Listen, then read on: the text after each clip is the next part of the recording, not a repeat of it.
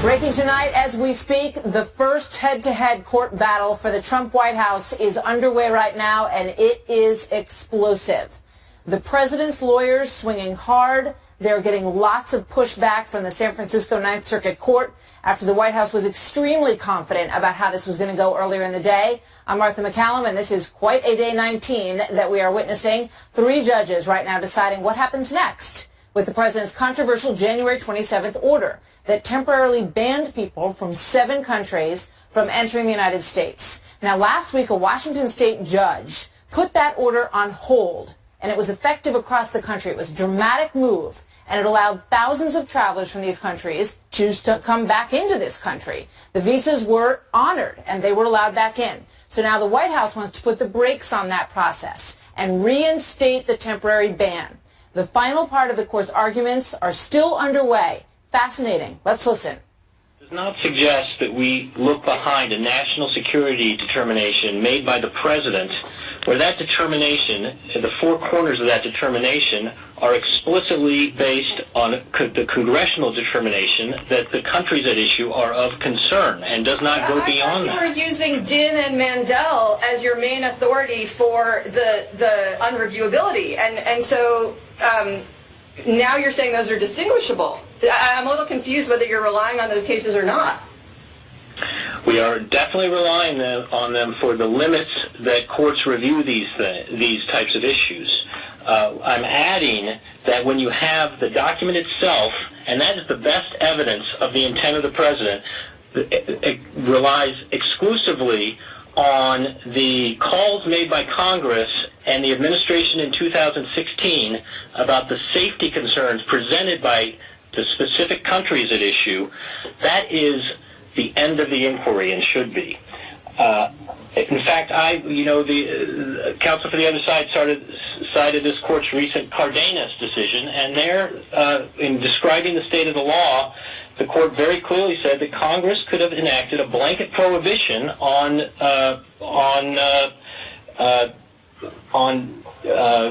I think it was describing Mandel, on communist aliens, and that is, and here we have the president making a categorical determination based on the identification of countries of concern, and there's nothing strange. You answered the question that was asked earlier about what if the order said no Muslims, and you've been analogizing to cases that were about people who were communists who advocated overthrow of the U.S. government. And are you saying that the external evidence here that is alleged that the intent here was to ban Muslims is equivalent to that? If there were an executive order that prevented the entry of Muslims, that there would be people withstanding to challenge that, and I think that would raise Establishment Clause, First Amendment issues. But that's not the order we have here. This order is limited to the countries defined by Congress. And let me, on the refugee pool, are that was the motivation, and plaintiffs have submitted evidence that they suggest shows that was the motivation. So why shouldn't the case proceed, perhaps to discovery, to see if that really was the motivation or not? We're not saying the case shouldn't proceed, but it is extraordinary for a court to enjoin the president's national security determination based on some newspaper articles, and that's what has happened here. That is not that is a very troubling second guessing of the national security decision made by the president, and the notion that we were going to go back into court and stop. This is Judge Clifton. Do you deny that, in fact, the statements attributed to then-candidate Trump and to his political advisors, and most recently Mr. Giuliani, do you deny that those statements were made? Judge Clifton, no. I would note that Judge Robart himself said that he wasn't going to look at campaign statements. I do, and I think that what that's a different point. I mean, I understand the argument they shouldn't be given much weight, but when you say we shouldn't be looking at newspaper articles, we're all on the fast track here. Both sides have told us it's moving too fast. either those kind of statements were made or they're not. Now, if they were made, but they were made not to be a serious policy principle, I can understand that. But if they were made, it is potential evidence. It is a basis for an argument. So I just want to make sure I know what's on the table. Well, those are in the record, but I think my point is a little narrower, that in the expedited procedure of a TRO, taking this extraordinary action of halting this order that the President determined was in the national security interest of the United States is an unwise course, and it should be stayed. If we thought there was a problem that this is too preliminary, if we let this go forward to a preliminary injunction hearing, do you have evidence that you would present? I think we definitely would like the opportunity to present evidence back in the district court, and we also think that the scope of this lawsuit really needs to be... Can you tell us anything about the type of evidence you would present so that we can consider that whether further proceedings are needed? Not yet, but I do. Another point is the scope of the suit and the injunction would really need to be narrowed as the parties focus in on the actual harms. The harms that Washington has cited focus on residents of Washington, but the order goes way beyond that to the areas of the most concern of the President, people who have never been to this country yet and have no connection to Washington, no connection to the United States, and no claim of constitutional rights, either on their own or through Washington. If I can ask my colleagues to indulge me for a moment, that does raise a serious concern on my part, and the scope of the order, most obviously having to do with the lawful permanent residents, which the government's position now is they're not included within the scope of the order. I have to say, is there any legal authority for the counsel of the President to have power to instruct the other departments or to instruct us as to what the order means? I mean, the President can amend the order, but I'm not sure that the counsel of the President has that authority. So why is it we should be looking at this reconceived order, and why is it we should, rather than try to narrowly carve out the injunction you're asking for, and those are practical problems. I don't know how I'd write such an order. Why shouldn't we look to the executive branch to more clearly define what the order means rather than have to look through the lens of these subsequent interpretations? Let me make 2 points there. One, the guidance from the White House counsel is the definitive interpretation of the order, and the White House counsel speaks for the President in this context. Second, in our reply brief, at the very end on page 11, we had our kind of suggestion for the kind of order that would actually address the harms identified by Washington. And there I'm going to read that. At most, the injunction should be limited to the class of individuals on whom the state's claims rest. Previously admitted aliens who are temporarily abroad now or who wish to travel and return to the United States in the future. That is the core of the harm they've identified. When we're talking about an injunction entered on such a preliminary basis, it should be limited to the claims that the state is making and not issued more broadly. If there are no further questions, I encourage the court to stay the injunction or to limit it to the presentation of the state of Washington. Thank you. Thank you, counsel, for your very helpful arguments. This matter is submitted.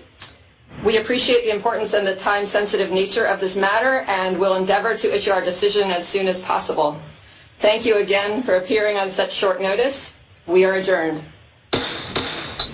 This court for this session stands adjourned.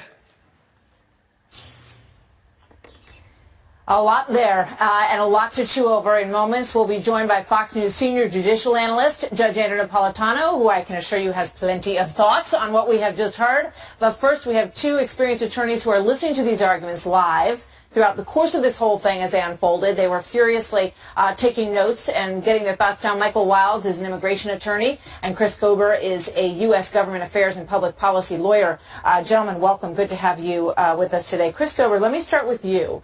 Your thoughts on how the Trump attorney in this case handled himself. Well, I thought he actually started slow, but what we heard there really in the last 5 minutes of the argument I thought his points got stronger.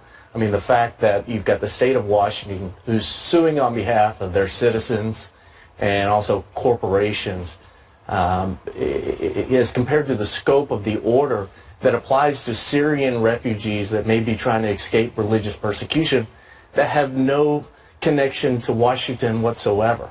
Yeah. And I think they finally made a good point. I think he kind of stumbled on that in the first part of his argument, but I believe he came back and kind of redeemed himself in the last 5 minutes. Sticking with that point, Michael Wild, you know, the main contention here is that Washington State has suffered irreparable harm as a result of President Trump's executive order against these 7 countries and prohibiting people temporarily from coming in who are not citizens to the country. So they're saying, well, our universities and our hospitals, our institutions had some people who couldn't make it back, and therefore we have suffered irreparable harm, which seems on the face of it a pretty difficult argument. How do you think that went over tonight?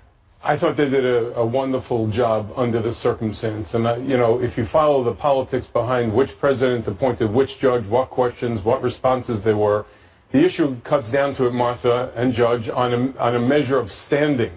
Can a court then entertain a state's interest in protecting its citizens or its green card holders, or its dual nationals that are visiting sick relatives abroad, people who are working for Amazon or Microsoft in Washington State, foreign students that are there? Do they have a greater right of redress? We all know, I'm an immigration lawyer, I can't go into an American embassy to represent the client abroad because the right to counsel and the Constitution, equal protection, stops at our waters.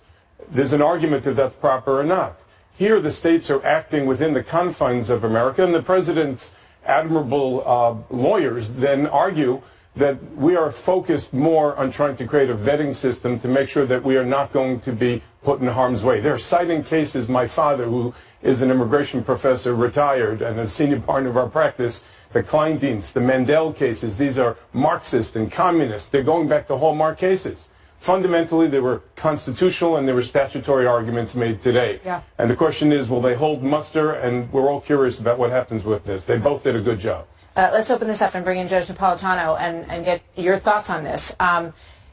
One of the arguments that was made at the end is that because the Trump administration, President Trump himself and others, they mentioned Rudy Giuliani, because in other references they made reference to a Muslim ban along the way, that sort of supersedes what is actually in the executive order, in the document that they're supposed to be discussing. How does that hold up? You know, judges get to ask whatever questions they want, but the questions were highly, highly out of place to ascribe to an executive order statements that the president made when he was a candidate, or statements that one of his advisors, Rudy Giuliani, made either when he was a candidate or after he had been elected. What was lost sight of here is that the only thing the court can examine is the 4 corners of that order. And because the order goes to foreign policy, and because under our system the president is primary in foreign policy, every benefit of every doubt goes to the president and his wording in the order. For them to ask on what did he base the conclusions in the order makes the same mistake that Judge Robart did and tries to substitute the judicial mind for the presidential mind, which is an inappropriate thing for judges to do. And I wish that the president's lawyer had hammered harder on that. He did at the very end, but he ought to have done it in the first 30 minutes as well. In terms of this notion of irreparable harm, I mean, in most of these cases, people have been delayed, they have been detained. That is not comfortable. That is unsatisfactory. That is inconvenient. But they were then released and they were brought back in. Correct. You know, people have delays for all kinds of reasons in travel or in immigration or in getting visas over the course of history. Why would that be considered irreparable harm to these technology companies and these institutions? There is no case of which I'm aware that can hold that can characterize that kind of inconvenience as irreparable harm. Irreparable harm is harm that cannot be remedied by ordinary means. It's a pretty high standard. A child is coming into the country with her parents. She needs a heart transplant operation. The heart that they're going to put into her body is no longer there. She can't have the surgery. That's irreparable. It cannot be addressed by ordinary means. Yeah. But because students or academics were delayed, because of a presidential decision on foreign policy and national security, can hardly be characterized as irreparable. So one of the other things, and I want to bring in our panel to discuss this as well, Michael, let me go to you on this. You know, in terms of determining whether or not the list of countries that was first put forth by Congress under President Obama, these 7 countries were considered to be countries that presented a threat to the United States of America. So why would it be given such different purview under this president when that list has existed for some time? I happen to agree and disagree first, Martha, with the judge. Irreparable injury would be stated in the term of art if the Establishment Clause was proven to have been breached, whether we argue Explain one that side to or the everybody other. at home in terms of the Establishment In other Clause. words, the Establishment Clause is saying that by default, the Jewish and Christian refugees would be given a leg up over Muslims as an exception to the vague order. Article 3 says any alien from those countries, with the exception of, I believe, Article 5 or 7, minority religions. So the state is advocating that irreparable harm would be per se, it would be perceived, in fact, if there was a breach of this Establishment Clause. On your question, Martha, and again, President Obama's national security team identified these 7 countries as hotspots. That's right. No American, no immigration lawyer, no father, mother, child wants to have any one soul admitted by accident because a vetting system is done improperly. The real question is, with Indonesia, with Saudi Arabia, 16 of the 19 hijackers hailed from Saudi Arabia, it's as if the president targeted 7 countries, said the heck with the 11 million people that are in our backyard, let's do this, and then we'll get to everything at a later time. That selective prosecution is prohibited by the 1965 Immigration Amendment to the Act, because you're not allowed to discriminate against national origin. Michael, let me go to Mr. Gobar. Your take on that, too. I think that what you have here are 2 conflicting statutes where one says that you can't discriminate on the basis of nationality, another that gives the president broad presidential authority to determine who can come into the country. I don't think when President Obama was limiting refugees from Syria that we heard the state of Washington making that argument. That's something we're hearing new today. All right, so here with a very different viewpoint on the president's executive order, Lee Gellert has been an ACLU attorney for more than 2 decades and is an adjunct professor at Columbia Law School. Lee, welcome. Your thoughts on what we heard tonight? It was a vigorous argument. I think both lawyers did well, in tough circumstances, but I think that the judges got it right in pushing back on the U.S. government and saying we can't meaningfully review what the president has done. We can't look behind the 4 corners. I disagree with the judge, his prior statements. That's sort of standard law that a government agency or entity or even the president can't get away with discrimination by simply at the last minute taking out some words. And so the Supreme Court has made clear you always need to figure out what the intent is. But even beyond the intent, I mean, even on the face of the order, it talks about minority religions and majority religions. That kind of picking and choosing between religions, whether it's, you're naming a denomination or not, has always been considered violent. Let me jump in. The White House is arguing that the president has the authority to protect the national security of the country. So this president used a list that was generated by the prior president in terms of 7 countries that they believe pose threats.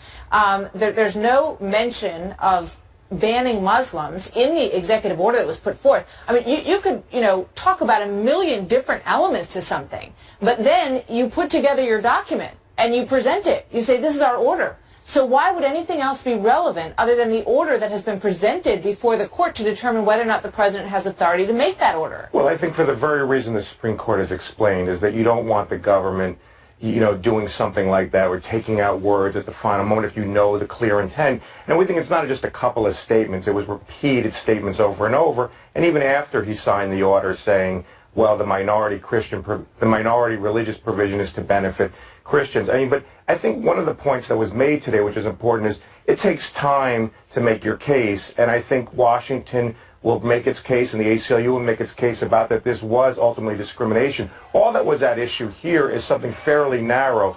Who's going to suffer more irreparable harm in the interim? And it was not just mere inconvenience. It was people being held for a day and a half, but it's also refugees stuck overseas who are in real danger, who've been extensively vetted for months, were ready to come, who helped our U.S. military, and now they're stuck. They're not stuck anymore. Lee Gellert, thank you very much. Good to have you with us tonight. Thank you. So joining me now with the very first reaction from the White House, Sarah Huckabee Sanders. She is Deputy Assistant to the President and Principal Deputy Press Secretary. Sarah, good to have you here tonight. Great to be here. Your reaction, and what was it like inside the White House? No doubt you were all watching this and listening to every word that just transpired, what do you think? Look, we're still watching this really closely. The bottom line here is we think at the end of the day that we're going to prevail in this case when it's based on the merits. Look, what the president did was completely legal, constitutional, and frankly necessary to keep Americans safe. That's the number one job of the President of the United States, is to keep the people of our country safe, and he's taking action to do that, just as he promised to do, and just as the people elected him to do. He was overwhelmingly sent here to do a job, and he's frankly doing exactly what he was elected to do. So you heard the questions from the lawyers. How do you think the attorney for the White House did tonight? Look, I think they're doing a great job up against a tough battle. But again, I think the biggest thing that we have on our side isn't which attorneys or which judges, but it's the Constitution. The president has every right to do what is necessary to protect Americans. He's doing that by making this executive order, and that's his number, again, that's Sarah, his number one priority. Let me just jump in for a second. You heard the argument, and they went back and presented as evidence, essentially, statements by the president saying, that we needed to have a Muslim ban, that he was going to enact a Muslim ban. Then you have the Rudy Giuliani statement where he said that the president asked him to figure out a legal way to enact a Muslim ban. These statements are coming back to haunt this situation. What is your reaction to that? I think it's real simple. Look at the executive order that was signed by the president. I don't think that you can take outside statements to be what was in this executive order. I think you can only judge it based on what was in the executive order that was signed by the president, and that executive order is completely legal and constitutional. And frankly, his job, I think he is doing exactly what he needs to do as president, and that's to protect the American people. We are at war against ISIS. We simply cannot allow our borders to be open for anybody to come in here and cause harm and hurt the citizens of America, and he's standing up for those people and doing exactly what he said he would do. So, Sarah, let me ask you this. If the White House loses at this level and the ban cannot be reinstated, and that border is open to those 7 countries for some time, there's the potential for this to go to the Supreme Court. Are you concerned about what that means for the nomination process for Judge Gorsuch? I'm not, because I think Neil Gorsuch stands on his own merits as very qualified. I think we've had quite a few Democrats that have even come out and said that very thing. I think he's on very good standing. Anybody that fights him over something like this, I think, is at their own risk, because it would, I think, show the politics that are being played, and something that's simply too important to play politics with. Regardless of his qualifications, which I think both sides have acknowledged, as you say, by putting him on that court, it is going to most likely, based on his history and based on the belief that he's an Antonin Scalia replacement, that he's an appropriate replacement for him in terms of his judicial thinking, this is likely to go your way. And so that would mean that politically it's on their side to delay to the greatest extent that they can. Look, I think one of the reasons that Neil Gorsuch is universally respected is because he respects the Constitution. He knows his job isn't to create law, but it's to interpret it. And that's exactly what he would do. The president has followed the law. Everything, again, I hate to sound like a broken record, but everything he has done is legal and constitutional. And Neil Gorsuch understands that, and that's one of the reasons that he's so well respected, is because he follows the Constitution. So politically, for the White House, some are saying, gee, this is a battle that maybe you should have picked down the road. Maybe you should have waited until you got your guy in on the Supreme Court before you went into this extreme vetting mode. Perhaps there were other things that should have happened first. Is this bad timing on your part? I don't think protecting the American people is ever bad timing. I think that the president made an executive and decisive decision to do what he thought was best to protect Americans, and I don't think that can ever be bad timing. In fact, I think it just may have not been done soon enough, because everything you can do to protect the citizens of this country as president is one of your top priorities, and frankly, the biggest job that you have. There's a new poll that shows that this issue, at least in this one poll, is moving in a not so great direction for the White House. It says suspending immigration from some regions, even if it means turning away refugees. Do you support or oppose? 50% say they oppose that. Now, back before the inauguration, that number was reversed. People felt that they were supportive of that action. What does that say about how the messaging has gone on this whole thing? Look, I think there's been other polling also that shows that there's a lot of widespread support for this. And again, I don't think that you can base decisions of national security on polls. Frankly, it's far too important to look at defending the people of this country, protecting its citizens, and basing that on a poll. The president is doing what is right in protecting our country, protecting our borders, and making sure that the people that come in here want to be here for the right reasons and not to do us harm. When you're at war with radical Islam, you can't look at polling. You have to look at what's right and what's protecting our country. Today, General Kelly testified, and he basically took the blame for the rollout of this whole program. He said, look, I should have postponed my trip. I should have talked to Congress about this first. This is my fault. Does that line up with your experience on all of this? Look, I have so much respect for General Kelly, and I think that there were some things from his angle that he feels like he could have done better. But again, I think that this has been a necessary measure, and I think it was done as properly as possible in terms of letting all of the parties that needed to know aware of his situation ahead of time. And again, I think it's actually gone relatively well considering how well it worked up until we had a judge in Washington go against the Constitution and make some radical decisions. I have to say, of all of the tweets that we get here, one of the biggest questions that is always asked is, when is the president's cabinet going to be in place? I think that's a question you need to ask. I think that's a question for Senate Democrats. Are they going to get out of the way and quit playing politics with our country's future? I mean, I think it is absolutely ridiculous that they have blocked so many of the president's extremely qualified cabinet members for the sake of politics. They need to get on board and support the president, support these very qualified people, or at least allow the vote to take place so that we can start moving forward and let Donald Trump do what the people overwhelmingly elected him to do. So Rex Tillerson got through as Secretary of State, and he has his work cut out for him. He's got a lot of people to hire at the State Department, but he got the largest number of votes against him in the history of Secretary of State nominations. Betsy DeVos required Vice President Pence to go to Capitol Hill today to cast the deciding vote for her because 2 Republicans decided that they would not get in line with the president's nomination. I mean, how tough has this process been for you all, and how damaging is this process and the anger that, the frustration, I guess, clearly that you have on all of this, to your relationship with Democrats and trying to get stuff done going forward?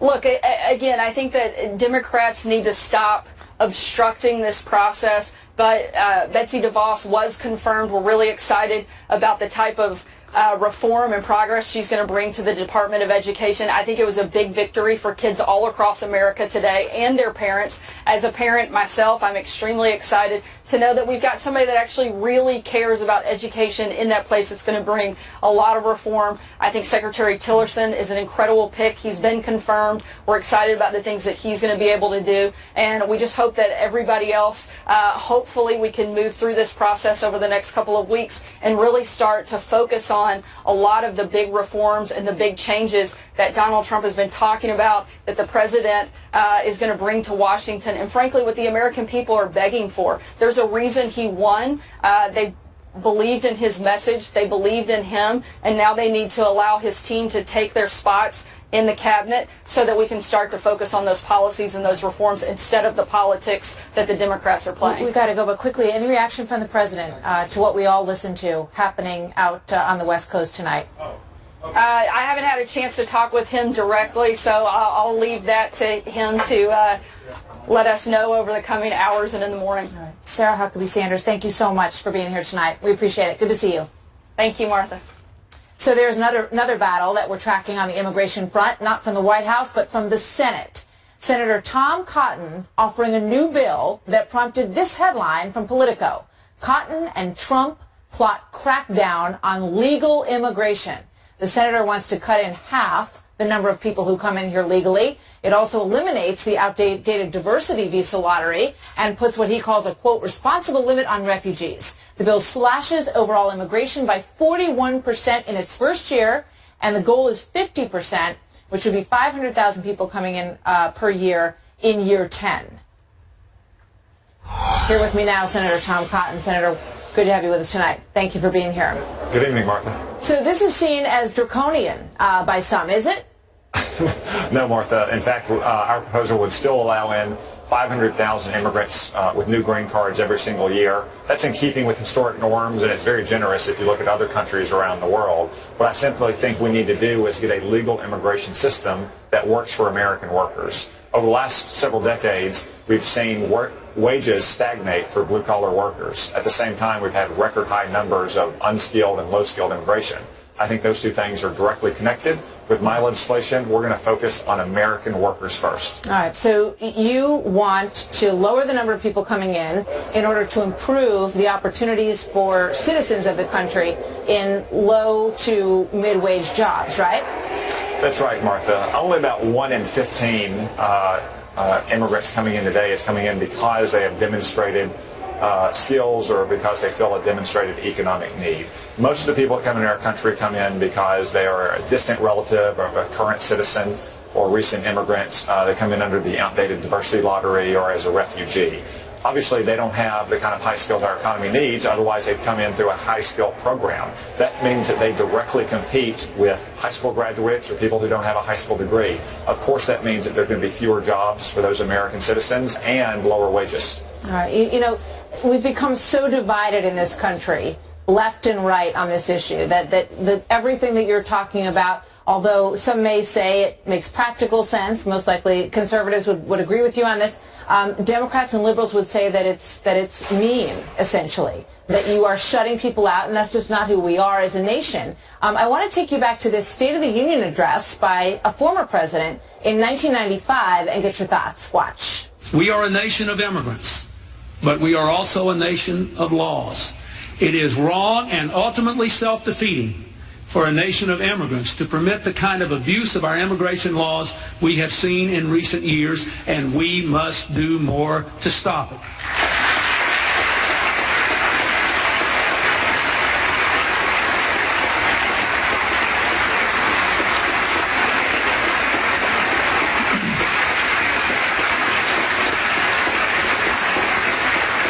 Yeah, that's Dick Durbin in the glasses, sitting down back in his seat from his standing ovation. And as you can see, across the entire room, Democrats, Republicans on their feet in what used to be, a somewhat common sense notion about letting people into the country. Your thoughts? I know, Martha, it sounds like more common sense from another Arkansas politician when I heard Bill Clinton speaking there. I think both parties should be focused on what's best for American citizens. That's our job as elected officials, to look at the best interest of American citizens. And as President Clinton said in those remarks 20 years ago, our immigration system right now does not serve the interest of American citizens, especially people who work with their hands and work on their feet. Senator, let me ask you, so what changed? Cynics would say, well, it's about votes, it's about, bringing in more Democrats into the country eventually. What has changed so dramatically since 95? Well, 1995, 96 was really the last time there was a concerted effort to try to get a hold of our legal immigration system. I think this is an issue where elites in both parties and outside of politics as well, in business and the media, culture, the academy, are simply out of touch with working people in places like Arkansas. This is something that unites both parties' leaders in some ways, regrettably. I think it's time that we pay heed to the results of last November's elections, in which Donald Trump, for many different reasons, was able to beat many qualified Republican candidates and Hillary Clinton. But the single issue on which he campaigned above all others that set himself apart was immigration and refocusing our immigration system on working Americans. No, I hope senators who see themselves in that tape will ask themselves why they feel so differently on this issue that you've now brought up. Senator Tom Cotton, very good to see you tonight, sir. Many thanks. Thanks, Martha. Breaking tonight, if you are just joining us, a court hearing has just wrapped up over the president's executive order restricting travel from 7 Mideast countries. Since the arguments ended about a half an hour ago, reaction has been pouring in from all over. Let's go quickly back to Michael Wilds He's an immigration attorney who previously represented the Trump Organization but now opposes the president's immigration order. And Chris Gober is an attorney and former deputy counsel to the RNC and counsel in the Office of Legal Policy at the Justice Department. Gentlemen, welcome back. Good to have both of you with us tonight. Chris, let me start back with you. You know, everybody was listening very intently to this, and you feel like you can sort of tell which way these judges are leaning, but you really can't necessarily, can you? Well, a lot of times you can kind of gather where a judge is coming from based off their questions. One thing that struck me was Judge Friedland's insistence of how this executive order potentially violated the Establishment Clause. And what struck me about that is that actually goes far beyond really the scope of the plaintiff's complaint in the overall. And just for everyone at home, by saying that, you mean that she's suggesting that it's discriminatory on the face of it. Right. Correct? So she's getting into questions of whether this violates the Establishment Clause. And if you look at the complaint actually filed by the plaintiffs, even they don't spend that much time on the Establishment Clause. They were really seeking a different relief. And so you saw her focus on that aspect of the case, and that signaled a lot to me. Yeah. I mean, how do you sort of separate that? How do you not look at that, Michael, as her coming into this with sort of a predisposition to believe that this order was discriminatory? This is perhaps the most disappointing of all this. The president, in truth, a patriot as the presidents before him, acted quickly and decisively to protect Americans. And this really belongs in the chambers of Congress, not in the judicial chambers or halls with robes. Policy and national security is something that should have a bit of quiet and a bit of pause to it and not be in the courts. I am completely disappointed in our demasculated Congress in this respect. It's a sad day when this cannot be done properly because we see these beautiful golden doors of America not only being a heritage to our founding fathers who established lawful means of coming to this country, but a great entrepreneurship, a great, rich, robust vibrancy that we see. But this order, from the in and streets of New York itself, to Michael, elsewhere. is not stopping anyone ultimately from getting here. It is slowing the process down and reviewing the vetting process for how people come in. Well, we need to have a better vetting process. But Okay, so that's what they're trying to do here. But this was not done. This was not done constitutionally or judiciously. I'm not saying that it shouldn't be done. Of course it has to be done. But there are 100 different ways to do it. You can't get proper documents from a lot of this country. Is this an unconstitutional order by the president? Pardon?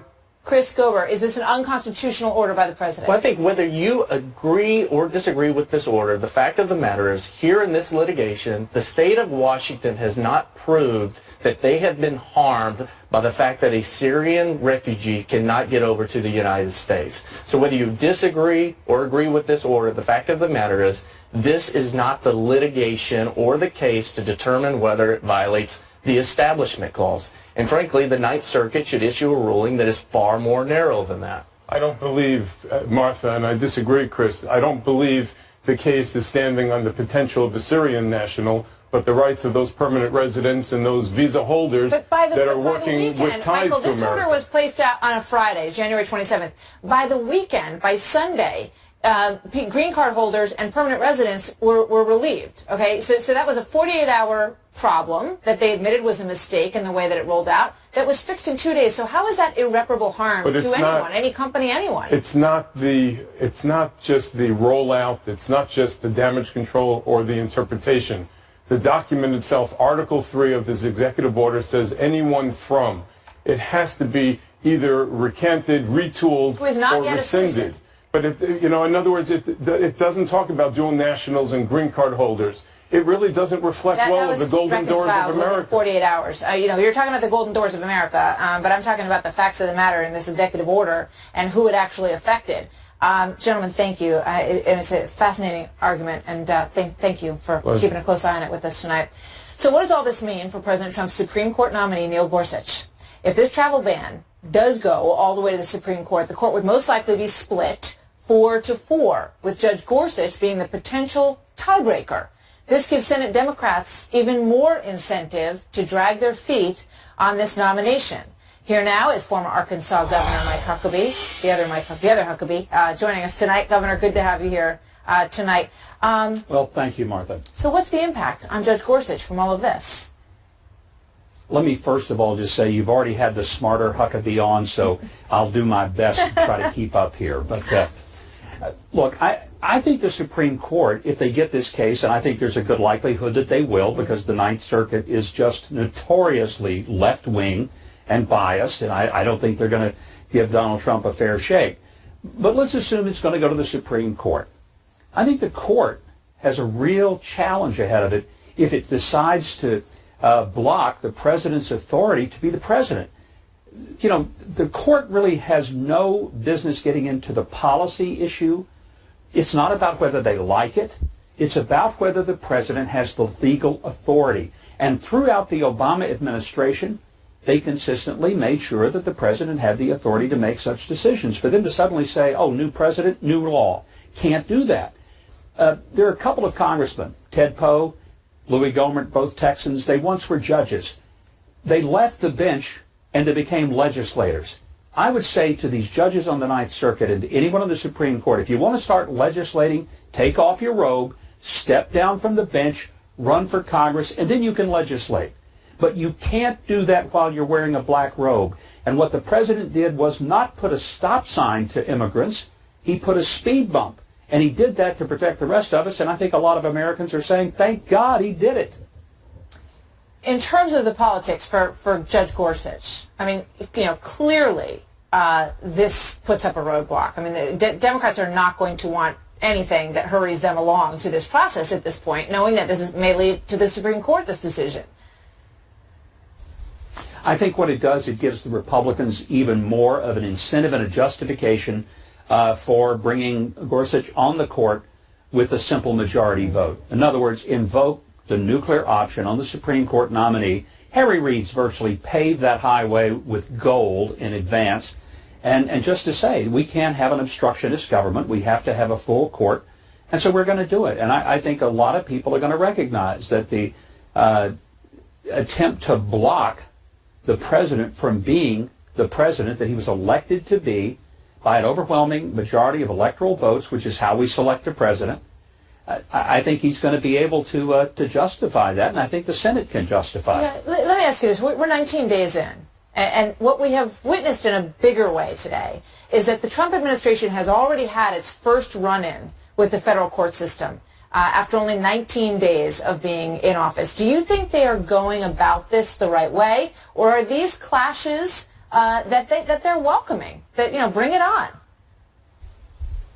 I'm going to be the contrarian here because I think a lot of Republicans are saying, oh, he doesn't want to get into a fight with the court. Look, I'm kind of glad somebody from the executive branch finally understands that when they passed ninth grade civics, they remembered that there are three equal branches and that the Supreme Court or any part of the judiciary is not a supreme branch. It just isn't.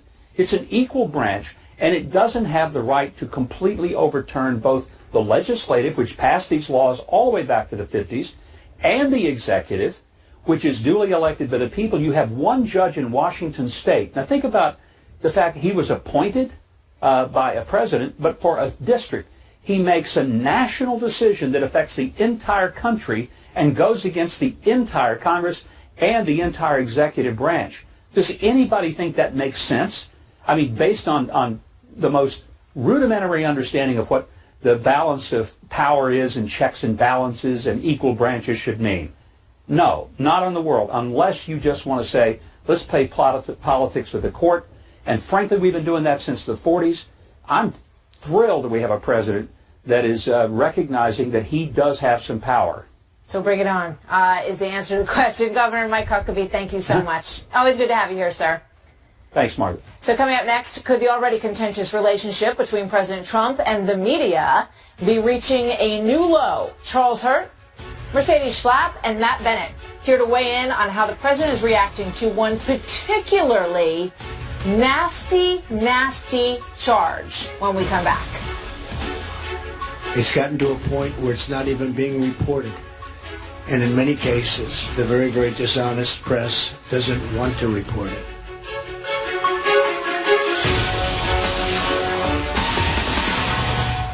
So you have seen the judicial battle that the Trump administration is going through tonight. They are also waging a bit of a new war with the media, largely brought in by some of his attacks, but it was one charge in particular from MSNBC's Katy Tur yesterday that has raised quite a few eyebrows. Listen to this at home. As we know, there's since 2000 been a couple dozen suspicious deaths of journalists in Russia who came out against the government there. Donald Trump has made no secret about going after journalists and his distaste for any news that doesn't agree with him here. Do you find that this is a dangerous path he is heading down? What is being suggested there? Charles Hurt, political columnist for the Washington Times, Mercedes Schlapp, former spokesperson for President George W. Bush, and Matt Bennett, a former deputy assistant to President Clinton. Matt, why don't you take that on first? That's a jaw dropper. Yeah, I'm not sure what Katie meant by that, but I will say this. What both the president and his staff have done over the course of the last couple of months since before the inauguration is actually quite dangerous. They have denigrated the media over and over again. They have said that if there is news that they don't agree with, it's fake. And that's a real problem. We do not want in this country to have the president telling people they can't trust what they see in any media and that the only thing they can trust is coming straight out of his mouth, because as we know, the things coming out of his mouth often aren't true. He routinely stretches the truth or outright lies about things. We have to have the media trusted as a check on him, just as we would on any other president. All right, so let's go back to the first thing first, and then we'll get to the second part of your argument. Charlie, the comments by Katy Tur suggesting that there's a slippery slope that could be gone down, and that Vladimir Putin, who has, by most reporting, had henchmen take out journalists and poison other world leaders at moments, or leaders of revolutionary activities in satellite countries back then, that somehow because President Trump has run-ins with the media, better watch out, he might be on the same road. Yeah, it's the definition of fake news, and this is why the media has such a terrible reputation. She absolutely was comparing Donald Trump and his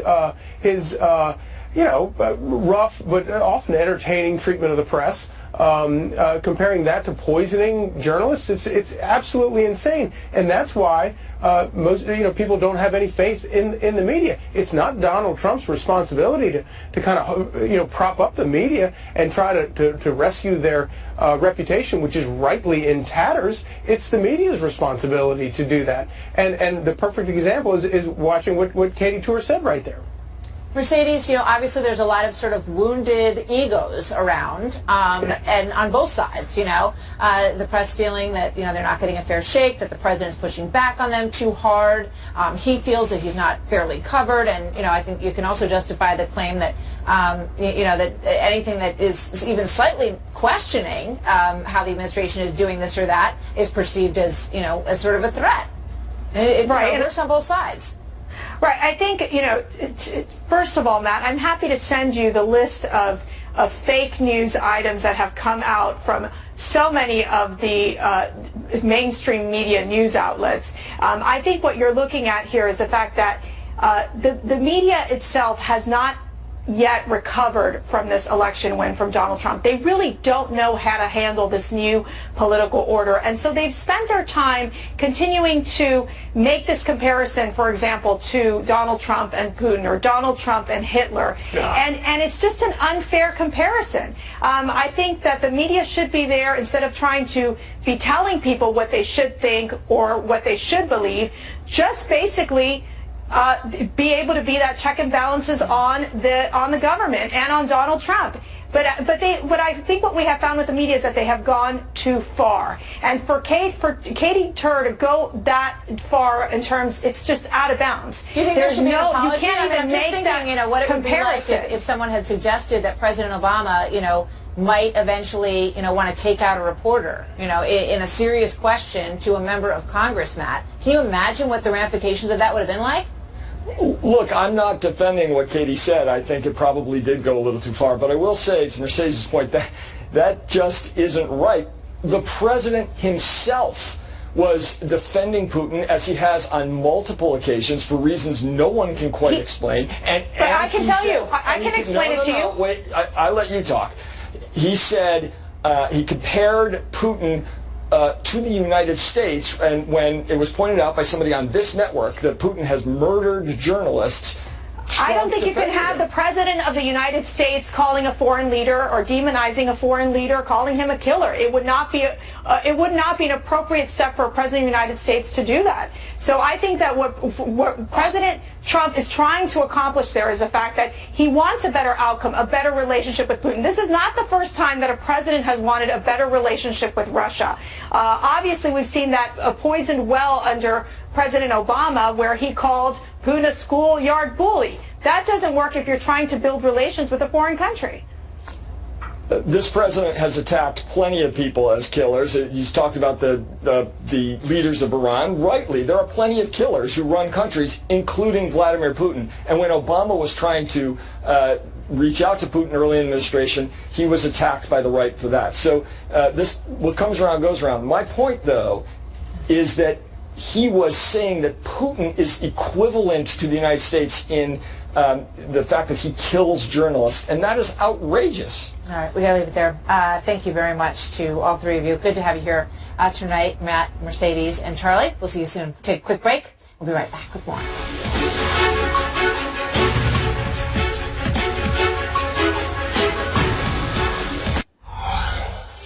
Determined that the best course was a temporary halt in entry for 90 days while these procedures are looked at, and that's understandable. The president comes into office with an obligation to protect the national security of our country.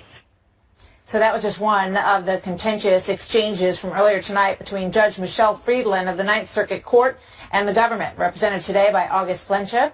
The court ended the hearing over President Trump's travel ban without announcing a ruling, but they did say that they will issue that decision as soon as possible. So from that tense exchange to this joyous moment in Beantown today, just one more time, I promise, folks. Patriots fans turned out in droves despite the fact that it was pouring rain in Boston, so congratulations to them.